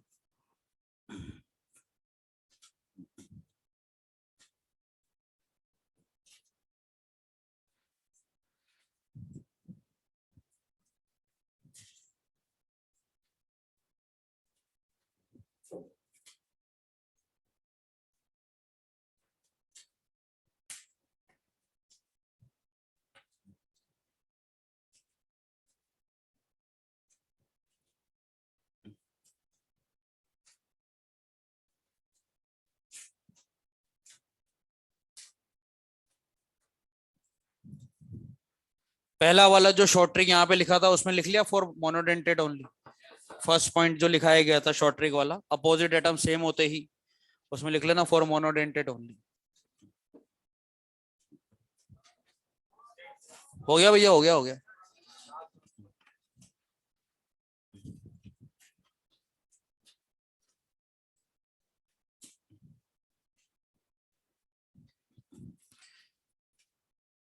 दो क्वेश्चन और मैं करवा रहा हूं इसके। एक क्वेश्चन आपको होमवर्क में रहेगा, बिल्कुल सिमिलर पैटर्न वाला, सामने देख लीजिए। इसको अगर समझ लेंगे अच्छे से तो जो है, जो एक होमवर्क में जो आपको रहेगा उसको आसान हो जाएगा बनाना। देखिए A2 B2 C2, ठीक है। तो एक बात तो ये समझ में आ रही है, 3 पेयर चल रहे हैं यहाँ पे, तो क्यों ना ऐसा करा जाए कि एक पेयर को अपोजिट रखो और बाकी 2 पेयर को 90s पे चलाओ, ठीक है। तो उसे 3 केस जनरेट हो जाएंगे। एक बार ए अपोजिट, बाकी 2 पेयर इसमें। एक बार बी अपोजिट, बाकी 2 पेयर इसमें। एक बार सी अपोजिट, बाकी 2 पेयर इसमें। जो आपको क्वेश्चन करवाए जा रहे हैं ये फेमस क्वेश्चन है, बुक्स के हिसाब से भी देखा जाए तो ये क्वेश्चन काफी बार देखने को मिलता है। हालांकि अभी तक हमने जितने क्वेश्चन कराए, आना होगा मेडिकल में से तो इसमें आ जाएगा। ये बहुत ज्यादा ही अगर पूछ ले, अलग लेवल पे जाना चाहे कि कुछ ज्यादा परेशान करने के हिसाब से, तो फिर भैया ये क्वेश्चन, और ये भी बहुत ही ज्यादा आसान, ऐसा नहीं है कि इसको ये बहुत ज्यादा टाइम लग जाएगा। देखिए ये केवल इसलिए करवाया जा रहा है कि पेपर्स वगैरह में, मेजर वगैरह में जब आप एग्जाम देने जाएंगे वहां पे तो ऐसे क्वेश्चन देखने को मिल जाते हैं वहां पे। M A2 B2 C2, एक पेयर को बेटा ये 180 पे रख देते हैं और बाकी 2 को 90 पे रखेंगे। दूसरा केस बी और बी 180, बाकी 2 पेयर इसमें। तीसरा केस सी और सी 180, बाकी 2 पेयर इसमें। तो यहां पे जो बाकी 2 पेयर है उसको भी रख देते हैं। ए अपोजिट है तो बी 90 पे और सी भी 90 पे। बी अपोजिट है तो ए 90 पे और सी 90 पे। सी 180 पे है तो ए 90 पे और बी 90 पे। ये तीनों केस आपस में अलग अलग है, समझ में आ गया ये पॉइंट? क्योंकि इसके अपोजिट एटम बदल रहे हैं। पहले वाले में अपोजिट कौन है? दूसरे वाले में, तीसरे वाले में, तो तीनों केस अलग अलग हो गई है, ठीक है। अब यहां पे सारे पेयर 180 पे, ए और ए भी 180, बी और बी भी 180, सी और सी भी 180। अभी तक ऐसा केस बनाया नहीं था हमने जिसमें all 3 pairs are at 180 degree. One more left, सारे पेयर 90 पे, ए और ए भी 90, बी और बी भी 90, सी और सी भी 90। ये भी अभी तक नहीं बना है। तो इसको एक पजल की तरह मानिए आप, जिसमें 3 पेयर चल रहे हैं। पहले 3 केस तो सिमिलर टाइप के, ए अपोजिट बी और सी इसमें, बी अपोजिट ए और सी इसमें, सी अपोजिट ए और बी इसमें। इस बार ऑल ट्रांस, इस बार ऑल सिस, ठीक है। सारे पेयर ट्रांस, सारे pair cis. 1 pair trans, 2 pair cis. 1 pair trans, 2 pair cis. 1 pair trans, 2 pair. Total 5 case बन गए। इसके अलावा अगर आपने कुछ और बनाने की कोशिश करी तो रिपीटेशन होने लग जाएगा। चेक कर लेते हैं एक बार, इधर उधर रखते हैं कहीं पर भी एटम को, देखिए तो यहाँ पे ए और ए यहाँ रख देते हैं, बी और बी यहाँ रख देते हैं और सी और सी यहाँ रख देते हैं। तो आप देख सकते हैं कि इसको और इसमें ये दोनों सिमिलर है। सी और सी में एंगल कितना है, यहां पर भी कितना है, ए और ए में एंगल कितना है, बी और बी में एंगल कितना है, ये रिपीट होने लग जाएगा। तो इसी तरह से अगर आप और कोई केस बनाएंगे तो ये रिपीटेशन पे चला जाएगा। जैसे मैंने यहाँ पे पेयर्स को, एक एक पेयर को अपोजिट रख के बाकी को सिस में रखा है, एक बार सारे ट्रांस में एक बार सारे सिस में, इसे भी आप पे ये क्वेश्चन करना रहेगा। A2 B2 और CD कर दिया है मैंने यहाँ। ये क्वेश्चन आपके लिए होमवर्क रहेगा, इसमें हो सकता है एक आध केस ज्यादा और बन जाए, बाकी सिमिलर पैटर्न पे चलाना है। अब आप इसको कैसे चलाओगे, एक बार a cis a trans, B trans, CD trans, फिर एक बार सारे ट्रांस एक बार सारे सिस, सिमिलर जैसा बनेगा। एक आध केस ज्यादा बन सकता है तो ये आप बना करके लेकर के आएंगे। अब वापस अपन शॉर्ट ट्रिक लगाने जा रहे हैं, शॉर्ट ट्रिक लगाने जा रहे हैं। पहला पॉइंट अप्लाई करेंगे, फर्स्ट पॉइंट, हाँ क्या था,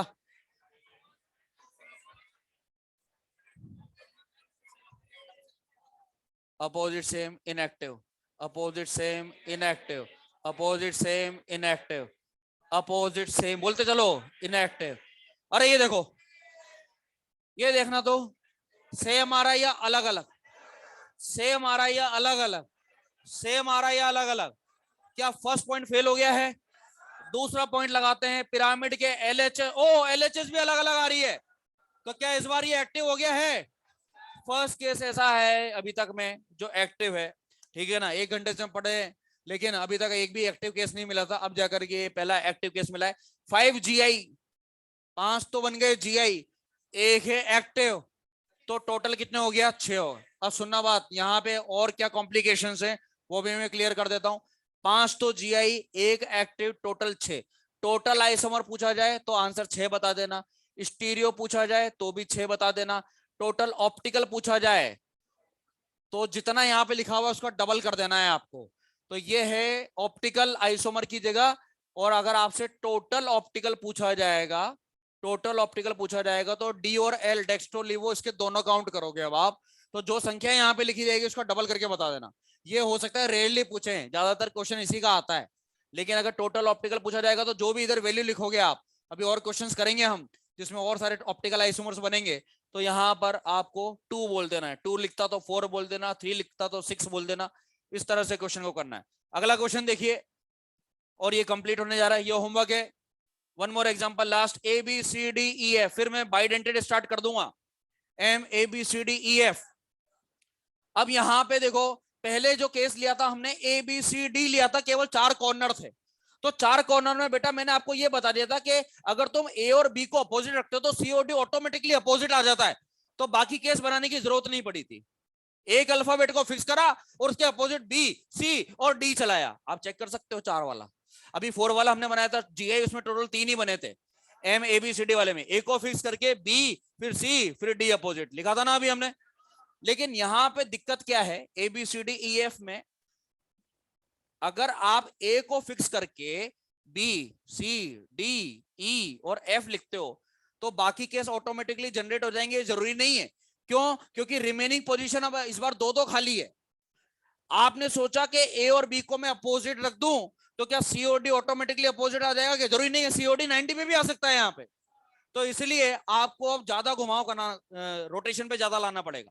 अब क्या करना पड़ेगा आपको, जैसे 6 कोऑर्डिनेशन नंबर स्टार्ट हो जाए, 6 कोऑर्डिनेशन नंबर वाले के लिए तरीका ध्यान रखना आप, क्योंकि ये बात आपके आगे दूसरे क्वेश्चंस में भी काम आएगी। A को फिक्स करा, रिमेनिंग को अपोजिट, 5 केस तो यही बन गए, ठीक है। अब देखना आप, इसी तरह से अब A और B तो अपोजिट हो चुका है, खत्म, A और B अपोजिट हो चुका है। अब नेक्स्ट अल्फाबेट को फिक्स करते हैं, ठीक है, B को फिक्स कर देते हैं, तो B के अपोजिट कौन कौन आ सकता है, बोलते चलो, C, D, E, F। Okay, अब B को और C को तो अपोजिट रख चुके हैं, तो C को फिक्स कर दो। रिमेनिंग कौन कौन से बचे, D, E, F। इसी तरह से D को फिक्स कर देंगे तो E और F, और फिर फाइनली E को फिक्स कर देंगे तो F आ जाएंगे। टोटल मिलाकर के 5, 4, 9, 3, 12, 2, 14, 1, 15, तो 15 तो बन गए GI। अब हम शॉर्ट ट्रिक लगाएं तो लगाने का कोई फायदा ही नहीं है, क्योंकि अपोजिट एटम कभी सेम आ नहीं सकता, सारे अल्फाबेट ही अलग चल रहे हैं। अरे यार, मैंने पहली ट्रिक क्या बताई थी तुम लोगों को? अपोजिट एटम सेम होते ही ऑप्टिकली, क्या अपोजिट एटम सेम आ सकते हैं क्या इसमें? क्या कभी एलएचएस आरएचएस सेम हो सकता है क्या? अल्फाबेट ही अलग अलग है। तो फर्स्ट पॉइंट भी फेल, सेकंड पॉइंट भी फेल, यानी कि 15 के 15 ऑप्टिकली आइसोमर है। टोटल, हाँ आंसर, टोटल पूछा जाएगा तो 30 बता देना, और टोटल ऑप्टिकल पूछा जाएगा तो भी 30 बताएंगे। तो जो वैल्यू यहाँ पे लिखते हैं टोटल ऑप्टिकल जो है डबल बता देना है यहाँ पे, वो भी 30 हो जाएगा। Is that clear? ये क्वेश्चन होमवर्क में रहेगा आपके, MABCD ये वाला, ठीक है ना? इसको नोट कर लीजिए, फिर बाइडेंटेट का मैं पॉइंट बताने जा रहा हूं आपको, नोट करिए इसको। अभी भी मैं कहूंगा आपको कि पहले जो 3-4 क्वेश्चन करे हैं उसी में से बैठ जाएगा, ठीक है? तो फर्स्ट 4 जो क्वेश्चंस करे हमने फेशियल मेरिडोनल तक, उसको आप अच्छे से देख करके जाएं, ये एक्स्ट्रा समझ लीजिए आप उसको।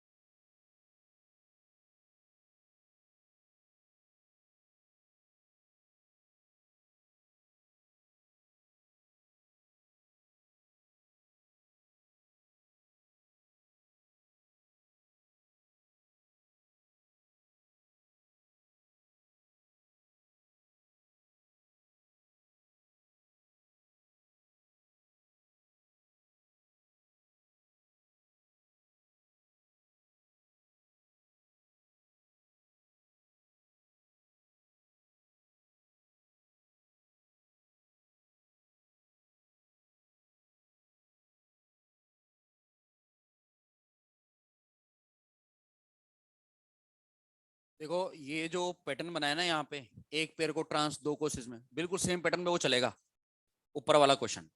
बस वहां पे C2 की जगह CD लिख दिया मैंने, वन मोर अल्फाबेट आ गया, तो उसको आप एक पेयर मान करके चलो CD को, आसान हो जाएगा क्वेश्चन।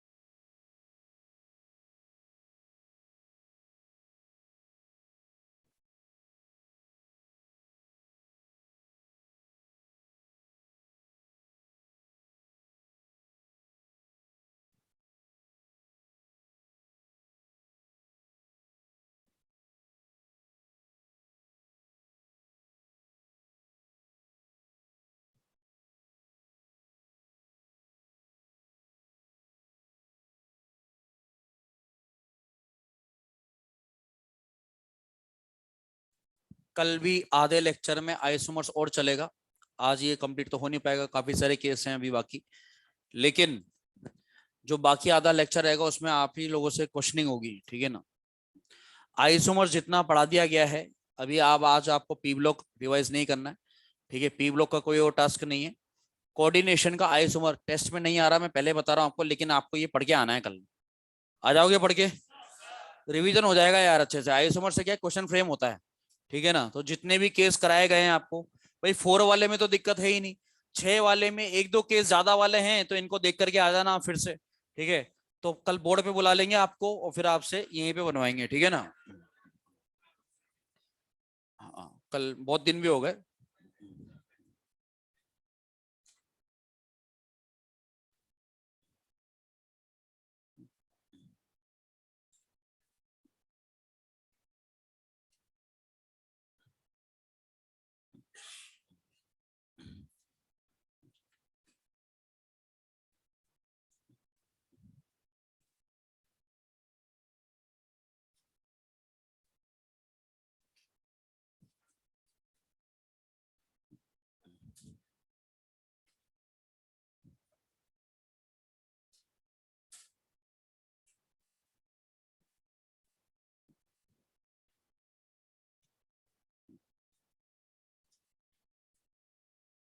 6 कोऑर्डिनेशन नंबर में बाइडेंटेट, 6 कोऑर्डिनेशन नंबर में बाइडेंटेट हो सकता है। ए अभी चले और ए बी को हम बाद में ले लेते हैं, ठीक है ना।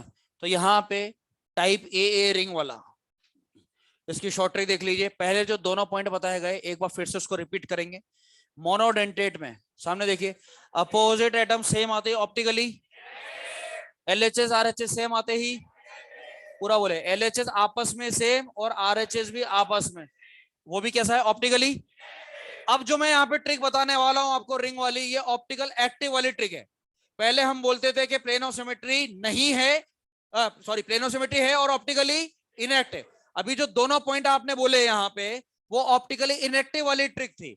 यहाँ पर रिंग वाली जो मैं ट्रिक बताने वाला हूं, इसको आप काउंट करोगे, ये ऑप्टिकल एक्टिव वाली ट्रिक है। तो ये ध्यान रखें कि मेटल जो होता है, इसमें जब आप दो रिंग लगा देंगे इस तरह से कॉम्प्लेक्स के अंदर, तो दो रिंग्स के बीच में ऐसे आपको स्मॉल वी बनता हुआ अगर नजर आ जाए, स्मॉल वी बनता हुआ नजर आ जाए, या दो रिंग्स के बीच में आप कहते हैं कि 90 डिग्री का एंगल दिख जाए, 90 डिग्री का, दो rings on the same platform, एक ही प्लेटफॉर्म पे एक ही साइड पे रिंग्स अगर दिख जाए, हो सकता है ये ऐसा हो, ठीक है ना। या अगर उन्होंने आपको बना करके ही दे दिया, तो ये हो सकता है कि इस तरह से दे दिया जाए।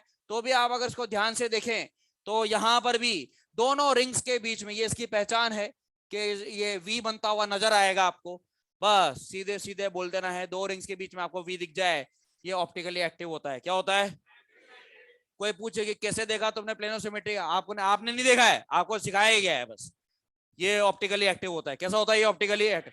फटाफट फटाफट क्वेश्चन बनेगा इससे, क्योंकि दो रिंग ऐसे लगे हुए मिल ही जाएंगे आपको क्वेश्चन में, ठीक है, सिस फॉर्मेट में 90 डिग्री पे। जैसे आपको दो रिंग्स के बीच में स्मॉल वी बनता हुआ दिख जाए, आपको सीधे एक्टिव बोल देना। तो ये दोनों जो है, ये एक्टिव वाले केस है। हो सकता है बेटा ये रिंग ऊपर की तरफ ना होकर के इधर की तरफ हो, एक इधर एक इधर, बस इसकी पहचान है, बीच में वी बनता हुआ दिखना चाहिए। एक और केस देखिए बाप, यहाँ पे इस तरह से एक रिंग इधर एक रिंग इधर आ गई, ठीक है। तो अब आप जो है एक्टिव इनएक्टिव के बारे में कमेंट बाद में करेंगे, पहले आप तीनों जो ट्रिक्स आपको जो सिखाई गई है वो लगाएंगे। भाई तीसरी वाली ट्रिक जो अभी आपको बताई गई है तो फेल हो गई, क्योंकि इन दोनों के बीच में छोटा वी तो बनता हुआ दिख नहीं रहा है, एक अलग साइड पे एक अलग साइड पे। लेकिन आप वही अपोजिट एटम सेम वाली जो ट्रिक है, क्योंकि इन जगह पर तो जो है मोनोडेंटेड लगा हुआ होगा, दो रिंग्स अगर इधर इधर लगा रखी है तो मोनोडेंटेड वाली ट्रिक लगाएंगे, या फिर एलएचएस आरएचएस वाली कंपैरिजन वाली ट्रिक लगाएंगे। तो फर्स्ट 2 पॉइंट्स जो आपको सिखाए गए हैं वो चेक करेंगे, देन उसके बाद में कमेंट करेंगे कि ऑप्टिकली एक्टिव है या इनएक्टिव है, ठीक है। तो ऐसा केस जब आएगा तब आपको ज्यादा समझ में आएगा। अभी आप इसको नोट करिए, रिंग के बीच में स्मॉल वी बनता हुआ अगर नजर आ जाएगा, इसको हाईलाइट कर देना, स्मॉल वी बनता हुआ अगर नजर आ जाएगा, तो ये ट्रिक होगी ऑप्टिकल एक्टिव की, ऑप्टिकली एक्टिव वाला पॉइंट है।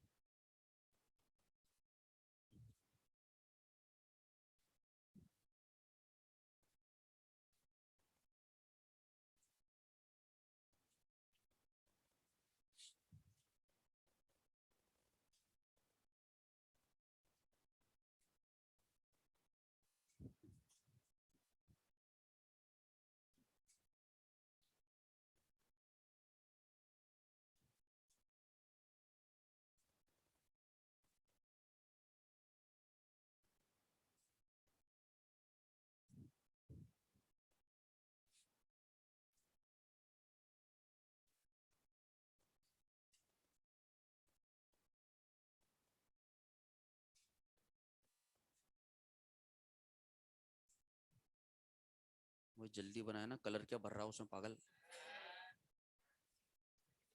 सुबह वाले बैच में शिफ्ट करोगे तेरे को, कलर भर रहा है उसमें। इधर देखो रे, देखो इधर बोर्ड पे, बाद में बाद में वो कह रहा है मुजरा करवा दो उसको चलो ठीक है। ये देखो इधर, ये रिंग वाला भी है और मोनोडेंटेड वाला भी। अरे लिखना बंद करो यार तुम, क्वेश्चन करे। अब वो तीनों पॉइंट अप्लाई होंगे। अब यहाँ पे देखो, यहाँ पे ये सी और सी के बीच में एंगल के बारे में सोचो आप, तो रिंग्स को बाद में लगाते हैं फिर पॉइंट अप्लाई करेंगे, ठीक है ना। बोर्ड पे देखना भैया, सी और सी में एंगल कितना कितना हो सकता है? अरे बोले ना यार, 90 और कोई और एंगल हो सकता है क्या? तो ये देखिए यहाँ पे ये हमने सी और सी इधर लगा देना है, और इधर वाले में देखिए कि सी और सी इधर लगा दिया है। ठीक है, बाकी जगह पे अब आप रिंग लगा दीजिए। ये रिंग लगा दिया तो यहाँ पे एक रिंग इधर लग गया, एक रिंग इधर लग गया, ओए बीच में छोटा भी। कैसा है ये? कैसा है ये? अगर बीच में ऐसा बी बनता हुआ नजर आ जाएगा तो ये एक्टिव हो जाएगा। तो यहाँ पे बी बनता हुआ नजर आ रहा है तो इसलिए ये हो जाएगा एक्टिव। एक मिनट एक मिनट, ये रिंग जो है अभी यहाँ पे लगाना बाकी है। अब मैंने अभी आपको बोला था कि अगर ऐसे रिंग अपोजिट साइड में आ जाए तो कमेंट बाद में करेंगे, पुराना पॉइंट लगाते हैं जो ट्रिक सिखा रखी है आप लोगों को।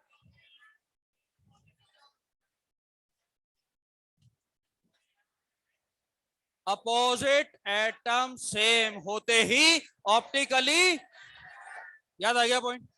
वो जो ट्रिक थी वो बाइडेंटेड की थी या मोनोडेंटेड? तो मोनोडेंटिटी तो है ही है।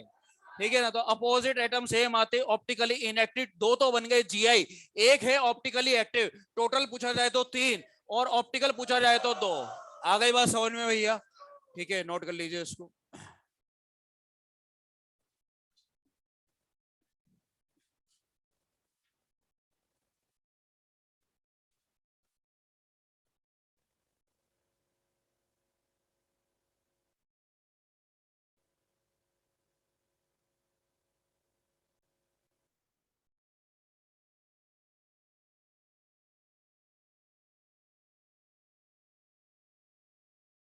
बहुत से बच्चे सोचते होंगे कोऑर्डिनेशन पढ़ते टाइम कि काश हम 12th में जो है कोऑर्डिनेशन जो है बोर्ड वगैरह जो कोविड टाइम चल रहा था तो उस दौरान थोड़ा सा बेस क्लियर कर लिया होता। लेकिन कोई बात नहीं, समय के साथ साथ बुद्धि आती है। ठीक है ना, जब अपने ऊपर बीतेगी तो आपको समझ में आएगा बिल्कुल। कोई दिक्कत वाली बात नहीं, समय सब सिखा देता है। ठीक है।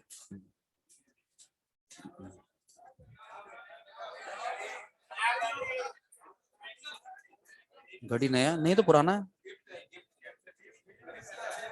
खुद ही लाया था।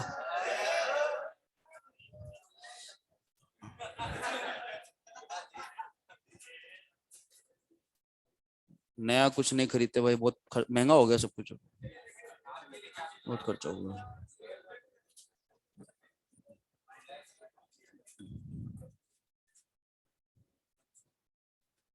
मेले से लेकर के आया था।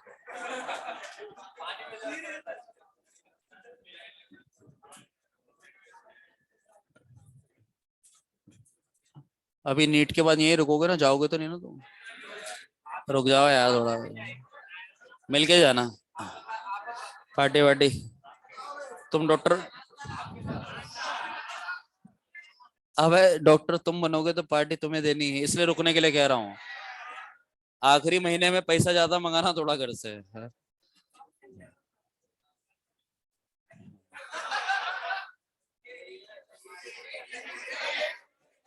याद ध्यान है मेरे को, कौन कौन है सब ध्यान है मेरे को, कौन कौन बोलता ना पता है, इनको सबको देख लिया मैंने। ठीक है ना, अभी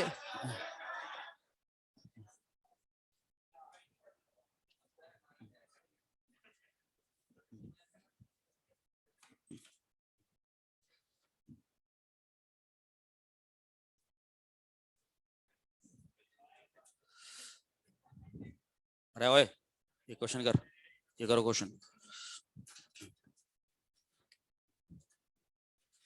ये क्वेश्चन करो। सी और डी में एंगल कितना कितना हो सकता है? 90 और 180। बनाओ भैया इसको फटाफट से, सेम बनेगा ऐसे का ऐसे बना दो।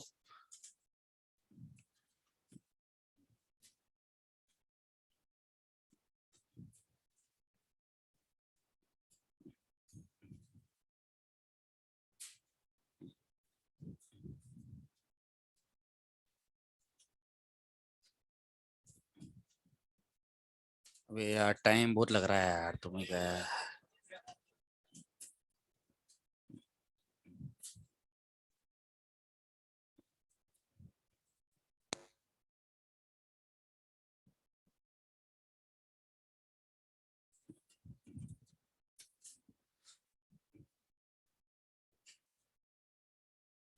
GI 2, OI के बारे में आप सोचेंगे, वो मैं नहीं बता रहा।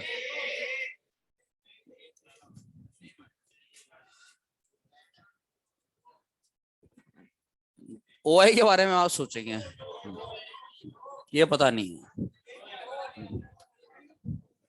हाँ ये लो, ले आंसर भैया चेक कर लेना, कितने बच्चों ने अपने हिसाब से बना लिया है अभी। हाँ ठीक है, ये देखो इधर, ये यहाँ पे, ये देखना भैया, ये सी और डी तो यहाँ रखा, ये तो सीधे सीधे एक्टिव हो गया। अबे ये तो एक्टिव हो गया ना, ठीक है भैया, यहाँ पे एक्टिव लिख देते हैं, और ये जो बीच में स्मॉल वी बना है इसको हाईलाइट कर दिया, ठीक है।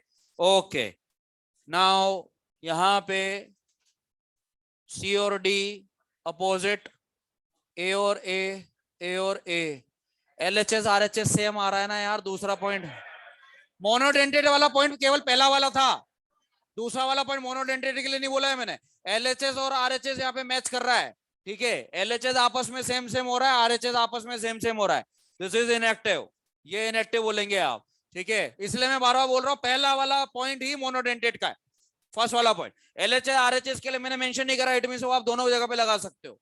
एलएचएस आरएचएस सेम हो गया, मेंशन कर देना बेटा यहाँ पे, इसीलिए क्वेश्चन करवाया गया है, क्योंकि अपोजिट तो अलग अलग आ ही गए सी और डी, तो दूसरा पॉइंट लगाना पड़ेगा। दूसरा पॉइंट है एलएचएस और आरएचएस मैच करने वाला, वो मैच हो रहा है यहाँ पे inactive. 2 GI 1 OI total 3, total optical अगर पूछा जाए तो यहाँ पे 2 आ जाएगा। सेम आंसर कितने बच्चों का आया था एलएचएस आरएचएस को देखते हुए, एलएचएस आरएचएस को देखते हुए कितने बच्चों ने लगा दिया था, ठीक है।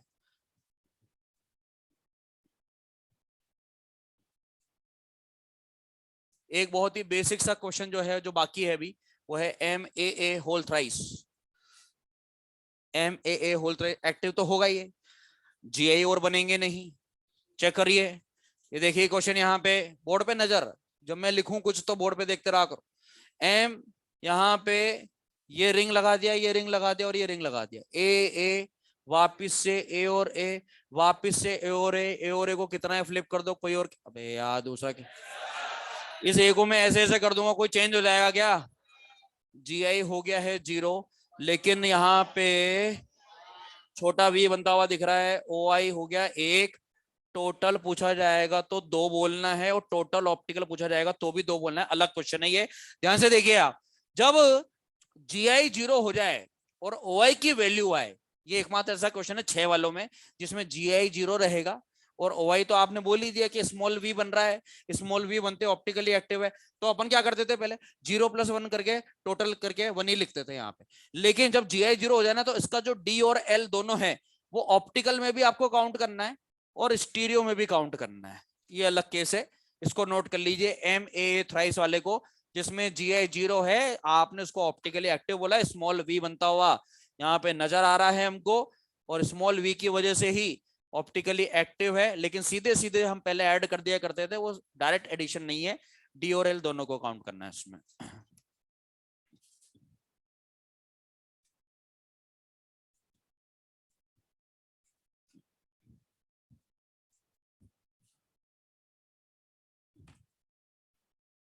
रिंग केवल एक है, बाकी मोनोडेंटेट है, रिंग केवल एक है, बाकी मोनोडेंटेट है।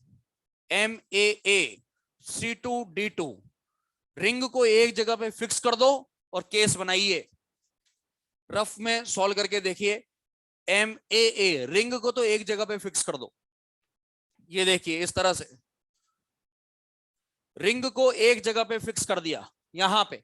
अब आपको उसको चेंज नहीं करना है, ओहो ये तो ज्यादा आसान हो गया, रिंग तो एक ही आ रही है, पुराने पॉइंट लगेंगे फर्स्ट और सेकंड जो सिखाया गया है आपको।